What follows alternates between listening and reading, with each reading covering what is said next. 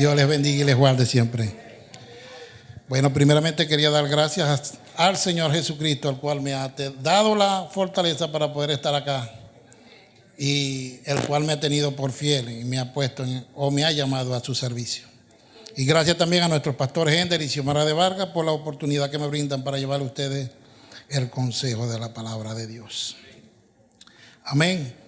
Y continuando con la temática del mes, ¿quiénes están preparados para la batalla? ¿Están preparados? Amén. Bueno, he titulado esta reflexión Preparado para la victoria. ¿Quiénes están preparados para esa victoria? Bueno, vamos a entrar en tema. Y he titulado esto, como le dije, Preparado para la victoria. Está basada en el libro de Josué, capítulo 1, versículo 9. ¿Me acompaña con la Biblia? ¿Tienen Biblias todos? Bueno, para honrar la palabra de Dios nos ponemos de pie y leemos la palabra de Dios en el nombre del Padre, del Hijo y del Espíritu Santo. Amén. Josué 1:9 dice: mira que te mando que te esfuerces y seas valiente. No temas ni desmayes, porque Jehová tu Dios estará contigo en donde quiera que vaya. El Señor bendiga su palabra. Oremos. Bendito Señor, Dios eterno, Padre bueno, en el nombre de Jesús venimos delante de ti para que tu palabra, esta reflexión que nos has traído de parte tuya, Señor, sea para edificación, exhortación y consolación de todos los que estamos acá y la podamos poner por obra para la gloria y honra de tu nombre. Amén. Pueden sentarse. Bueno, para poder entender este versículo en el cual está basada nuestra predicación del día de hoy, tenemos que entrar en materia, o según las normas de la hermenéutica, tenemos que tomar en cuenta el impacto directo del contexto en el cual se dio la misma. Entonces, cuando leemos que el Señor le da esta ordenanza, y aparte de ser una ordenanza, también le da una promesa a Josué. Es un versículo que hemos tomado nosotros muchas veces y lo hemos traído a nuestras vidas y lo hemos aplicado muchas veces. El Señor le dice: mira que te mando, dándole una ordenanza, y le dice que te esfuerces, es decir, tenemos que recobrar valor, fuerza y ser valiente. No temas ni desmayes, porque Jehová tu Dios estará contigo en donde quiera que vayas. Algo parecido como lo dicho por el Señor en el libro de Mateo, cuando nos deja esa gran ordenanza también de hacer la gran comisión. El Señor le dice en el pasaje 28, el capítulo 28, versículos 19 y 20 del libro de Mateo, nos dice que por tanto id y haced discípulos a todas las naciones, bautizándoles en el nombre del Padre, del Hijo y del Espíritu Santo, enseñándoles que guarden todas las cosas que os he mandado, y yo estaré con vosotros todos los días hasta el fin del mundo. Algo parecido a esta gran promesa que nos dejó el Señor a nosotros como iglesia, el Señor también le estaba dando esa promesa a Josué. Tenemos que entender que en el contexto era para Josué, pero nosotros, como toda palabra no nos es dirigida, pero nos sirve de provecho, la podemos traer la aplicación a nuestras vidas. Amén. Entonces tenemos que entender el por qué le da esta ordenanza y le da esa promesa maravillosa a Josué. Pero tenemos que entrar en el contexto para saber qué era lo que estaba sucediendo. Bueno, él dice: mi siervo Moisés ha muerto, ahora pues levántate y pasa este Jordán, tú y todo el pueblo, a la tierra que yo les doy a los hijos de Israel. Dice: yo he entregado, como había dicho a Moisés, todo lugar que pisare la planta de vuestros pies, desde el Líbano y desde el desierto y el Líbano hasta el gran río Éufrates, toda la tierra de los heteos, hasta el gran mar donde se pone el sol, será vuestro territorio. Esa era una promesa que le había dado el Señor al pueblo de Israel cuando se la dio a Abraham en el capítulo 15 del libro de Génesis. En el libro de Génesis vamos a encontrar esa maravillosa promesa. Pero entonces viene el Señor y le empieza a hacer varias exhortaciones a Josué. En el contexto vemos en el versículo 5 que le dice estas maravillosas palabras: nadie te podrá hacer frente en todos los días de tu vida. Como estuve con Moisés, estaré contigo, no te dejaré ni te desampararé. Entonces tenemos que ver esta maravilla. Si va a aplaudir al Señor, hágalo con fuerza. Podemos ver que el Señor le da esta maravillosa palabra o esta maravillosa promesa a Josué, pero no sin antes hacerle una exhortación. En el versículo 6 le dice, esfuérzate y sé valiente. En el versículo 7 le vuelve a decir, solamente esfuérzate y sé muy valiente. Pero antes de decírselo nuevamente, en el versículo 9 le da una condición. Y tenemos que entender que todas las promesas del Señor son condicionadas. Siempre va a haber una condición que nosotros tenemos que cumplir para poder abrazar esa promesa. Entonces en el versículo 8 le dice, nunca se apartará de tu boca este libro de la ley. Aquí podemos ver que es la primera referencia del libro de la ley. Moisés acababa de morir, pero había dejado la Torá escrita. Entonces en este maravilloso libro podemos ver que ya la Torá había quedado escrita por completo. Es decir, el Pentateuco, los 5 primeros libros que escribió Moisés, ya estaban escritos.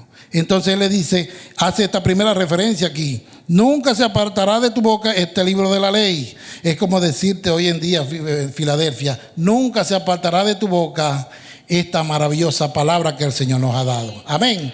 ¿Quieres que te vaya bien? Nunca se aparte de tu boca esta palabra. Amén. Entonces nunca se aparte de tu boca este libro de la ley, sino que de día y de noche meditarás. No tan solo meditarás, hay que meditar en la palabra. Pero mire esto maravilloso que sigue aquí. Meditarás en él para que guardes y hagas. Ay, Señor. Es para guardarla y atesorarla en nuestros corazones, pero también para ponerla en práctica. No es que nos vamos a quedar con ella abrazados y no vamos a llevar nada a la praxis. Entonces le dice, para que hagas todo conforme a lo que todo que está en escrito, porque entonces harás prosperar tu camino y todo te saldrá bien. Entonces le dice por último, mira que te mando, dándole la ordenanza, que te esfuerces y seas valiente. No temas ni desmayes, porque Jehová tu Dios estará contigo donde quiera que vayas. Amén. Entonces, este libro de Josué, podemos ver varias características de lo que es la batalla para poder adquirir sabiduría y para poder enfrentar nuestros enemigos. En el capítulo 1 vemos esa maravillosa promesa que Dios le da, pero el Señor le hace una exhortación 3 veces. ¿Por qué le hace esta exhortación 3 veces? ¿Por qué lo manda 3 veces? Esfuérzate y sé valiente. Esfuérzate y sé valiente. ¿Acaso el Señor no sabe de qué estamos hechos? Si Él fue el que nos creó. ¿Verdad que estamos hechos a imagen y semejanza de Él? Pero que fuimos hechos del polvo. Solamente el hálito de vida que Él nos dio fue lo que nos levantó. Pero de ese hálito de vida también viene, entonces ya somos cuerpo, el cuerpo inanimado que recibió hálito de vida, y ese hálito de vida pasó a ser una alma viviente. Entonces tenemos cuerpo, alma y espíritu, hálito de vida. Entonces en el alma es donde se desarrolla, o es donde está nuestra mente, corazón y voluntad. Hablando de mente, corazón y voluntad, donde está nuestro intelecto, nuestras emociones y nuestros deseos. Y nuestras emociones es la que está atacando el Señor allí. En el contexto Él ataca son las emociones. Porque nosotros, si nos dejamos guiar por las emociones, podemos desmayar en medio de una de ellas. Porque el miedo, o la característica del miedo, aquí lo puede decir mi hermana Anilva, que está presente, o es las características de ella, es que te paraliza o te hace salir huyendo. Y una de esas que te puede paralizar, podemos quedar hasta infartados, porque ¿cuántos no han conocido personas que le ha dado un infarto de una impresión muy grande? Entonces el Señor le dice a él que se esfuerce y sea valiente. No es que nos vamos a tener miedo, porque una cosa sí he aprendido yo, es que la valentía no es la ausencia de miedo, sino el triunfo sobre el mismo. Entonces el valiente no es el que no siente miedo, sino aquel que triunfa sobre sus miedos. Amada iglesia, pero no es con ejército ni con fuerza, sino con su Santo Espíritu. Queremos vencer, la victoria nos la va a dar el Señor, pero es con su Santo Espíritu. No es con nuestra fuerza, no es con ejército, es con el Espíritu Santo de Dios. Amén. Ahora, como líder militar, Josué es considerado uno de los generales de la historia humana, uno de los mejores generales de la historia humana. Y eso lo podemos ver en todas las batallas que él ganó. En el capítulo 12 del mismo libro de Josué podemos ver que él derrotó a 31 reyes del lado occidental, es decir, después que pasaron el río Jordán, cuando tomaron la tierra por heredad. Pero antes de pasar había destruido 2 reyes también en el lado oriente, que fue cuando se le dio la herencia a los rubenitas, a los gaditas y a la medio tribu de de Manasés. Pero entonces, el Señor no sabía que era un buen general, que era un hombre de batalla. Claro que lo sabía el Señor.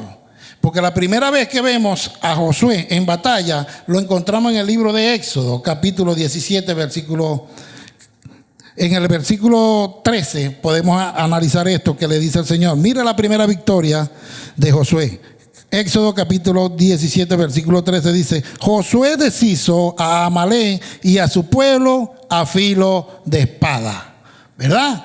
Pero hay algo muy extraño que sucedió y que relata la misma historia en el capítulo 17. Es decir, que en el versículo 11 y 12, antes de la gran victoria conseguida por Josué, vemos que había ocurrido que cuando Moisés subía los brazos, el pueblo de Israel prevalecía contra Amalek y su ejército. Pero cuando Josué bajaba los brazos, nos damos cuenta que dice la narrativa de que Amalek era el que prevalecía en batalla. Como estaban en compañía de Aarón y Hur, según narra la escritura, ellos trajeron una piedra, sentaron a Moisés y le levantaron las manos. Y fue cuando se convirtió aquella batalla en victoria. Entonces no podemos decir que Josué le podemos acreditar todos los méritos a él. ¿Por qué? Porque cuando vemos ahí la historia y analizamos, dice que Josué prevaleció y venció a Amalek fue porque Dios le dio la victoria. Al igual que nosotros, Dios nos dará la victoria. Amén. Amada iglesia, hay batallas, o nuestras batallas son por la fe. Todas nuestras batallas son por la fe. Es por fe y para fe, para que nosotros creamos de que la victoria no viene de nosotros, porque no es con nuestra inteligencia, no es con nuestra sabiduría, no es con nuestra fuerza, sino que es Dios quien nos da esa maravillosa victoria. Hay una batalla que no se peleó, aparentemente no se peleó. En el libro de Josué capítulo 6 vemos cómo fue conquistado Jericó. ¿Se imaginan al pueblo dando una vueltecita al día, sonando la trompeta y se devolvían a su campamento? ¿Qué pensaría el rey de Jericó y la gente que estaba allá? Ellos se pensarían, ¿qué cosa no le pasaría por la mente? Ellos dirían, ¿qué es esta nueva técnica? ¿Cuál es esta altimaña que están haciendo? ¿Cómo piensan ellos vencernos con una vueltecita diaria? No fueron una, fueron 13 vueltas. Los primeros 6 días y el último fueron 7. Entonces, cuando ellos vencieron, que derrumbaron toda la que cayó la muralla, ¿por qué fue? ¿Por un terremoto o por el estruendo de la voz, de los gritos de ellos? No, fue Dios quien le dio la victoria. ¿Pero por qué? Por la obediencia de ellos. En el capítulo 11 del libro de los Hebreos, donde leemos la historia de los héroes de la fe, podemos ver en el versículo 30 de este capítulo 11 que dice que por la fe cayeron los muros de Jericó, después de rodearlo 7 días. ¿Qué quiere decir esto? Que fue por la fe, la batalla fue ganada por la fe, por la obediencia. El pueblo ni se imaginaba lo que iba a ocurrir, pero ellos obedecieron la orden que le dieron. Así te dice el Señor: me amás o me amas, cumple mi mandamiento. Para que te vaya bien, la bendición de Dios, que es la que enriquece y no añade tristeza, tenemos que ser obedientes. Tenemos que ser obedientes, porque la desobediencia también acarrea sus consecuencias. Entonces, quieren ser bendecidos, quieren alcanzar la victoria, tenemos que ser obedientes a la palabra de Dios, como lo acabamos de leer en Josué. No es tan solamente atesorarla en nuestros corazones, sino ponerla en práctica. Es meditar en ella, atesorarla en nuestro corazón y ponerla en práctica. Porque en el versículo 4 de la primera carta de Juan, capítulo 5, dice: porque todo lo que es nacido de Dios vence al mundo, y esta es la victoria que ha vencido al mundo, nuestra fe. ¿Tienen fe? Vamos a ser victoriosos. Amén. Pero también hay algo que me llama la atención en el libro de Josué, y es una batalla que se perdió. Hay una batalla perdida. ¿Qué pasó en Jai? En la tierra de Jai. Cuando leemos el capítulo 7, vamos a ver que antes, porque la victoria se la dio el Señor, pero en el capítulo 8 vamos a ver la victoria cuando conquistaron la tierra de Jai. Pero en el capítulo 7, ellos perdieron la batalla. Luego de que Josué envió a reconocer la tierra de Ai, se ordenó de que no subiera todo el ejército, sino unos 2,000 o 3,000 hombres. ¿Por qué? Porque los enemigos eran pocos. Amados hermanos, no hay enemigos pequeños. No podemos desestimar al enemigo, porque sabemos que anda como león rugiente viendo a quien devorar. Anda buscando a quien devorar. Entonces nosotros tenemos que estar siempre apercibidos y muy lejos del pecado. Algo que dijo mi hermano Juan el domingo próximo pasado. David desde lejos se acercó, no se le acercó nunca a Goliat, porque Goliat representaba el pecado, su armadura de bronce, es decir, juicio por el pecado. Entonces David nunca, sino a larga distancia, él lanzó la piedra como lanzar nosotros hoy en día la palabra de Dios contra los huestes espirituales, contra esos principados, contra esos gobernadores que vienen en contra de nosotros. Amén. Entonces nosotros tenemos que usar la palabra, que es nuestra arma. Ahora, en Jericó se le ordenó al pueblo que no tocara nada del anatema, a excepción de los metales. Se le dijo, van a tomar lo que es oro y plata, y van a tomar los utensilios de bronce y de hierro. ¿Para qué? Para las arcas del santuario de nuestro Señor. Pero por la codicia de un hombre, Acán trajo resultados funestos al pueblo de Israel. ¿Qué hizo Acán? Y mire cómo entra el pecado en nuestras vidas. Mire cómo nosotros tenemos que cuidarlo, porque el enemigo es muy audaz, es muy astuto, y él siempre va a buscar la ventanita pequeña que le podamos dejar abierta para él meterse por allí. Y él, no, como no nos puede poseer, pero sí puede tentarnos nuestras mentes, por eso tenemos que estar vestidos con toda la armadura de Dios, pero también tenemos que poner en práctica nuestros elementos fundamentales de la fe cristiana, que es el ayuno, la oración y la lectura de la palabra.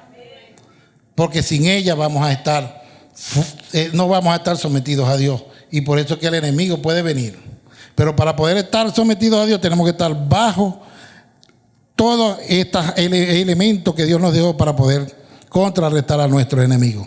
Entonces mire lo que sucedió en el capítulo 7 de versículo 21. Dice Acán: pues vi entre los despojos un manto babilónico muy bueno y 200 siclos de plata, y un lingote de oro de peso de 50 siclos, lo cual codicié y tomé.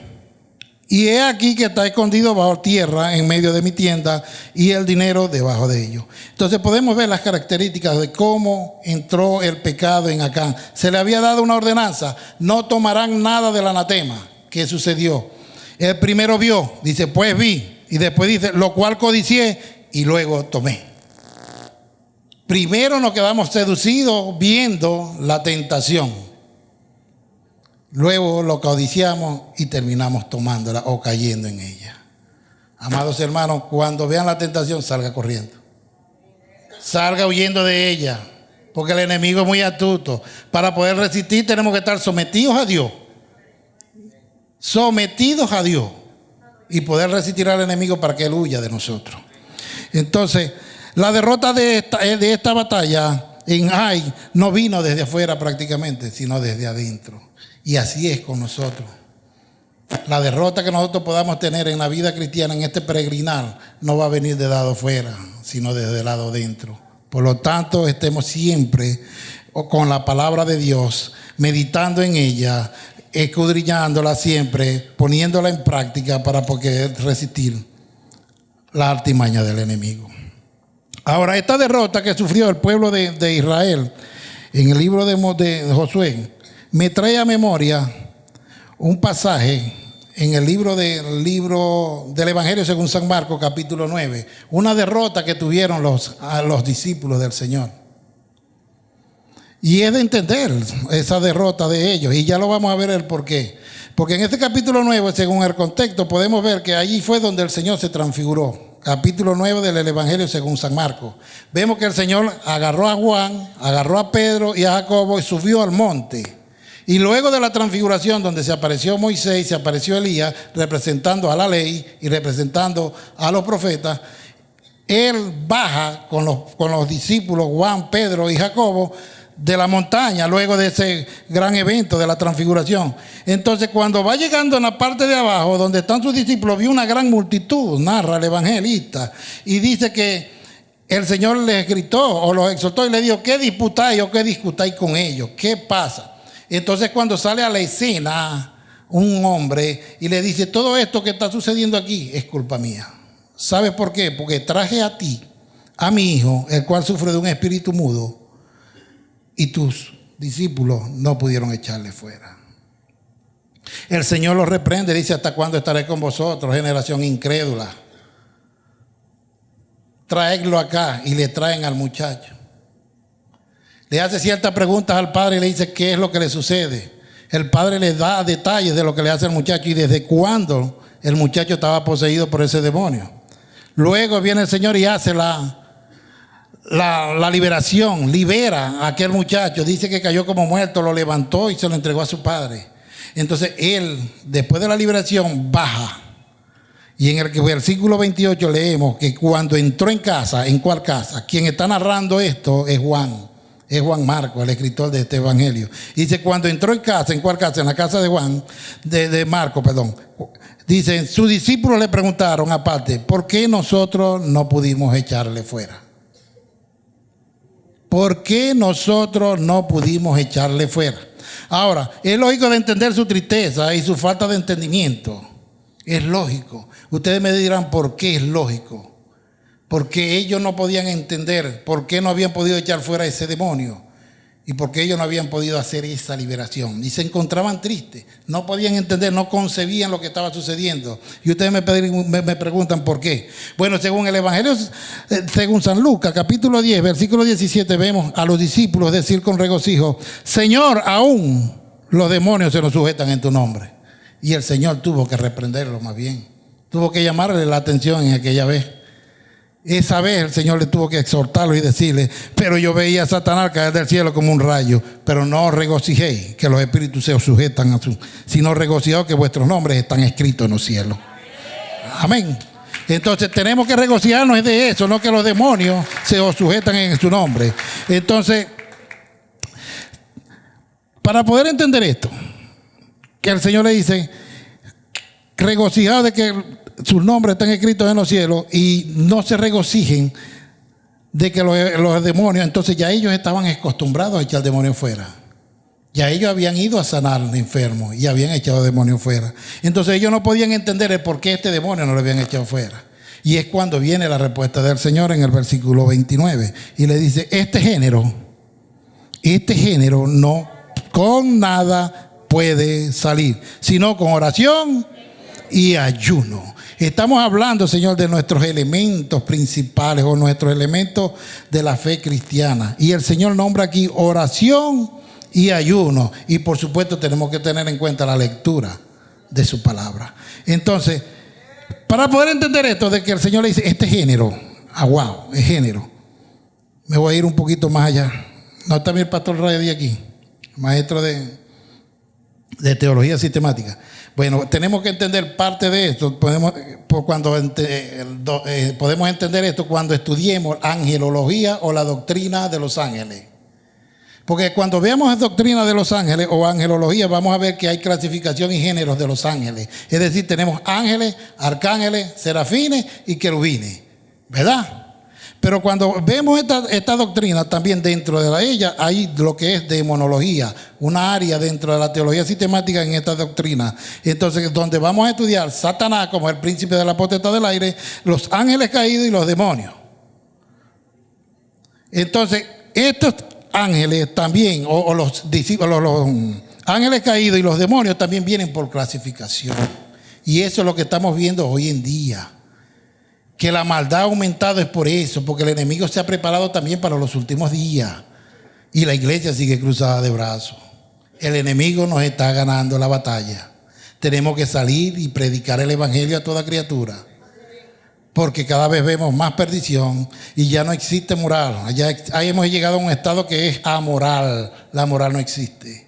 Y si uno le dice algo, ellos dicen que no quieren que nosotros lo respetemos, pero si no, que los aceptemos como tal. Si nosotros aceptamos esto, estamos respetando lo que ellos están haciendo. Nosotros tenemos que llevar la palabra de Dios a todo rincón, porque hay muchas almas que se están perdiendo. Entonces el enemigo se ha preparado para estos últimos tiempos y nosotros seguimos cruzados de brazos, amada iglesia. ¿Qué pasa con la iglesia? Tenemos que ponernos la armadura de Dios, pero también tenemos que utilizar nuestras herramientas para poder contender contra el enemigo, poder salir fuera y hablar con denuedo la palabra de Dios. Tenemos que ir a contrarrestar esas artimañas del enemigo que nos está ganando la batalla. La iglesia de Dios sigue cruzada de brazos y tenemos que salir. Nuestra orden o nuestra ordenanza en el Señor en el capítulo de 28, esta gran comisión es: por tanto, ir y hacer discípulos. Y tenemos que salir a ser discípulos. Tenemos que salir, iglesia. No podemos quedarnos sentados de brazos. No podemos seguir predicando solamente en el púlpito.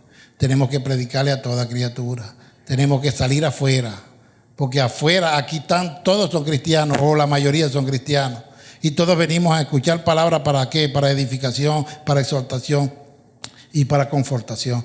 Pero afuera hay gente que no escucha la palabra de Dios, y nosotros somos cartas abiertas, somos los encargados de llevar esa maravillosa palabra a todo aquel que no lee la Biblia, pero si lee la Biblia, la vida suya y la vida mía, si la leen, porque están pendientes de lo que nosotros hacemos. Entonces debemos de salir a predicarle la palabra para poder ganarle la batalla al enemigo. Amén. A los israelitas de aquel tiempo podemos ver que se les ordenó organizar a sus ejércitos, preparar sus armas y luchar para tomar posesión de esa herencia terrenal que Dios le había dado por medio de Abraham. Pero tenían que luchar grandes batallas. ¿Por qué? Porque habían enemigos que se oponían a la entrada a la tierra prometida. Pero a nosotros como cristianos de este tiempo, que vivimos en la dispensación de la gracia, se nos prohíbe el uso de las armas. Porque nuestras armas de nuestra milicia no son carnales, sino poderosas en Dios para destrucción de fortaleza, llevando cautivo todo pensamiento a la obediencia a Cristo. Tenemos que llevar todo pensamiento a la obediencia a Cristo. ¿Y cómo podemos llevar todo pensamiento a la obediencia a Cristo si no es vestido con la armadura de Dios? Para poder soportar los dardos del enemigo, tenemos que usar el yelmo, tenemos que usar la coraza de justicia, usar la espada, que es la palabra de Dios. Tenemos que usar todos esos elementos que los detalló nuestro hermano Josué el primer día de la temática del mes. Él los detalló muy bien, los 6 elementos de la armadura de Dios. Y nosotros tenemos que vestirnos de ella para poder soportar y utilizar también nuestro fundamento cristiano, que es la lectura de la palabra. No me canso de decírselo más. Leer la palabra, el ayuno y la oración son nuestras armas para poder contrarrestar la acechanza del enemigo. Amén. Entonces, como cristianos e iglesia, debemos pelear la buena batalla de la fe para ocupar la gloriosa herencia que Dios nos ha prometido. Si ellos tuvieron que luchar batalla para obtener o entrar a una herencia que era terrenal, nosotros tenemos que pelear nuestras batallas para entrar a una herencia mucho más gloriosa, porque es una herencia incorruptible, incontaminada e inmarcesible, reservada en los cielos para nosotros. Tenemos que luchar las batallas para salir victoriosos. Queremos estar algún día frente a frente, cara a cara con el Señor. Tenemos que luchar la batalla. Tenemos que luchar la buena batalla de la fe para poder salir victoriosos. No podemos seguir cruzados de brazos. Tenemos que contrarrestar y eliminar por completo, extirpar el pecado de nuestras vidas.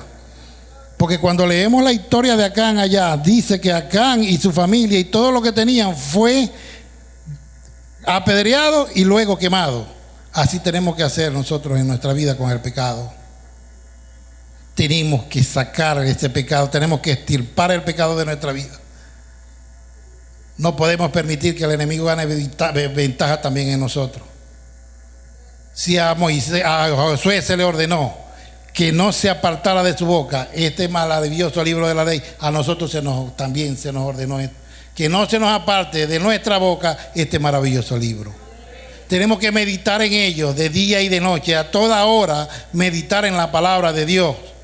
Y luego de meditar en ella, tenemos que atesorarla en nuestros corazones y ponerla en práctica. No nos podemos quedar solamente con la teoría. Hay que ir a la praxis y llevarla para que no perdamos la batalla ante el enemigo. Estamos preparados para la victoria. ¿Se quieren preparar para esa gran victoria que Dios tiene preparado para nosotros? Tenemos que cumplir con esos reglamentos. Tenemos que cumplir y vestirnos con la coraza, vestirnos con esa gran armadura, vestirnos con la palabra de Dios, tenerla siempre presente, meditar en ella, y a todo aquel que le hable, que sus palabras sean sazonadas. Que todo aquel que usted le quiera hablar, que vean que hay algo diferente en usted, que usted es cristiano. O vamos a vivir como los cristianos a la secreta. No se puede apartar este libro de nuestras bocas. Tenemos que hablar desde ello. No es que nos vamos a reunir a hablar de fulanito, de sutanito, o de lo que está sucediendo en el país. No, hablemos de la palabra de Dios. Oremos fuera y a tiempo y fuera de tiempo. Orar sin cesar, da una ordenanza del apóstol Pablo. No podemos dejar la palabra de Dios apartada por cualquier X cosa. No importa las circunstancias que estemos viviendo. Tenemos que mantenernos firmes, porque el enemigo anda como león rugiente viendo a quien devorar. Y nosotros tenemos que estar listos para esa batalla y preparados para la victoria que el Señor nos va a dar. Amén.